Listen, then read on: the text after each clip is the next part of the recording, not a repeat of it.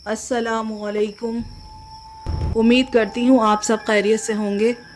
आज मैं आपको दो सच्ची कहानियाँ सुनाऊंगी जो काफ़ी हैरत अंगेज़ और डरावनी हैं।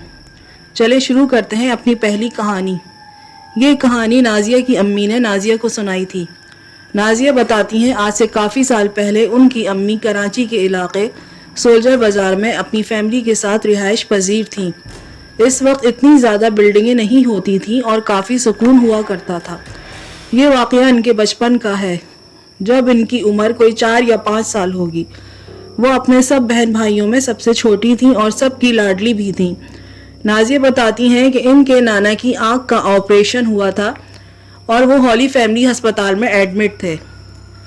मेरी नानी नाना के लिए परहेजी खाना बनाकर उनके पास जाया करती थीं। एक दिन हम सब बहन भाइयों का भी दिल चाहा अब्बा को देखने जाने का। मेरी नानी ने सब बच्चों को साथ लिया और मेरे नाना को देखने अस्पताल चली गईं। वो जनरल वार्ड था। इसमें और भी बेड आमने सामने लगे हुए थे और उन पर मरीज मौजूद थे। इस वक्त लेजर से आंखों का ऑपरेशन नहीं होता था। नाना की आंख पर पट्टी लगी थी और वो लेटे हुए थे। सब बहन भाई और मेरी नानी नाना से बातें करने में मशगूल हो गए। नाजिया की अम्मी बताती हैं कि मैं चूंकि सबसे छोटी थी, इसलिए अपने बड़े भाइयों की टांगों के पास खड़ी थी। इतने में नाजिया की अम्मी को एहसास हुआ कि जैसे कोई उन्हें बहुत जोर से घूर रहा है और उन्हें अपने चेहरे के गिर्द तपिश और जलन का एहसास हुआ। उन्होंने जब सामने देखा तो सामने वाले बेड के मरीज के साथ एक औरत खड़ी थी और उन्हें घूर रही थी। उसकी आंखें बहुत बड़ी बड़ी लाल सुर्ख थीं और उनसे ऐसा लग रहा था जैसे आग के शोले निकल रहे हों। वो उन्हें इतनी बुरी तरह घूर रही थीं कि उनको ऐसा लग रहा था कि उसकी आंखें बाहर की जानिब उबल रही हों। नाजिया की अम्मी बहुत ज़्यादा डर गई और उन्होंने एक ज़ोरदार चीख मारी और बिलक बिलक कर रोना शुरू कर दिया। सब घर वाले परेशान हो गए, उसे क्या हो गया? अभी तो ये बिल्कुल ठीक थी। बड़े भाई गोद में उठाकर बहलाने की कोशिश करते रहे, लेकिन वो काफ़ी देर तक रोती रहीं। घर पहुंचकर उन्हें बुखार चढ़ गया और वो काफ़ी दिन तक बीमार रहीं। नाजिया की अम्मी बताती हैं कि वो औरत जो कोई चुड़ैल थी, सिर्फ उन्हीं को नज़र आई थी और किसी ने उसे नहीं देखा था। उसके बाद काफ़ी दिन तक उसकी 2 लाल लाल आंखें उन्हें घूरती नज़र आती और वो खेलते खेलते डर जाया करती थीं। ये सिलसिला काफ़ी दिन तक चलता रहा। फिर उनका रूहानी इलाज कराया और उनकी अम्मी ने उनके गले में हिफाजत का तावीज़ भी डलवाया ताकि उनकी तबीयत बहाल हो। इसके बाद ये सिलसिला रुक गया। हम सबको चाहिए कि अपने छोटे बच्चों का बहुत ख्याल रखें और उन पर हिफाजत की दुआएं और आयतुल कुर्सी पढ़कर दम करें और मगरिब के वक्त उनको घर के दरवाज़ों और खिड़कियों से दूर रखें। ये थी आज की पहली कहानी। अब बढ़ते हैं अपनी दूसरी कहानी की तरफ।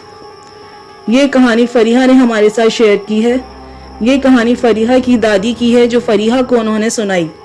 ये वाक़या पाकिस्तान बनने से पहले का है। हमारे अब्बा की हवेली थी। हम अलीगढ़ में रहते थे। हवेली काफ़ी बड़ी थी और उसके बराबर भी हवेलियाँ बनी हुई थी। मैं पूरी हवेली में खेलती फिरती थी। दादी बताती हैं वो बचपन से ही बहुत ज़्यादा बहादुर और निडर थी। एक रोज़ शाम का वक्त था। उनकी अम्मा बावर्ची खाने में जल्दी जल्दी खाना बनाने में मसरूफ़ थी, क्योंकि अब्बा मगरिब से पहले दुकान बंद करके घर आ जाया करते थे और मगरिब की नमाज के बाद खाना खाया करते थे। अम्मा ने कोफ्तों का कीमा पीस कर रखा था और सालन बनाने में मसरूफ़ थी। इतने में एक काले रंग की मोटी ताज़ी बिल्ली बावर्ची खाने में दाखिल हुई और कीमे में मुंह मारकर खाने लगी। मैं अम्मा के पास खड़ी थी। अम्मा ने बिल्ली को देखा तो मेरे से कहा, अरे नन्नी, उसको भगा जल्दी से।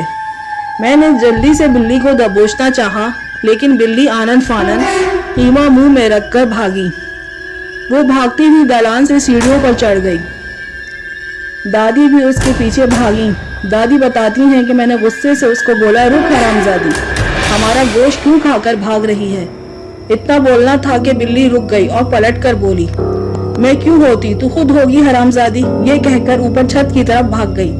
दादी बताती हैं वो उससे बिल्कुल भी नहीं डरी और उसके पीछे पीछे भागी, लेकिन वो छत पर जाकर गायब हो गई। نیچے آ کر جب انہوں نے اپنی اماں کو پوری بات بتائی تو اماں نے انہیں شام کو اوپر چھت پر جانے سے منع کیا اور تاکید کی کہ آئندہ کسی کالی بلی سے بات مت کرنا۔ یہ تھی ہماری دوسری کہانی۔ امید ہے کہ آپ کو پسند آئی ہوگی۔ اگر آپ اپنے ساتھ پیش آئے واقعات ہمارے ساتھ شیئر کرنا چاہتے ہیں تو ہمارے ای میل ایڈریس اور انسٹاگرام پر بھیجیں۔ ہمارے چینل کو سبسکرائب کریں اور ویڈیو کو لائک کریں۔ ملتے ہیں اگلی ایک اور ڈراؤنی کہانی میں۔ اپنا خیال رکھیے گا۔ فی امان اللہ۔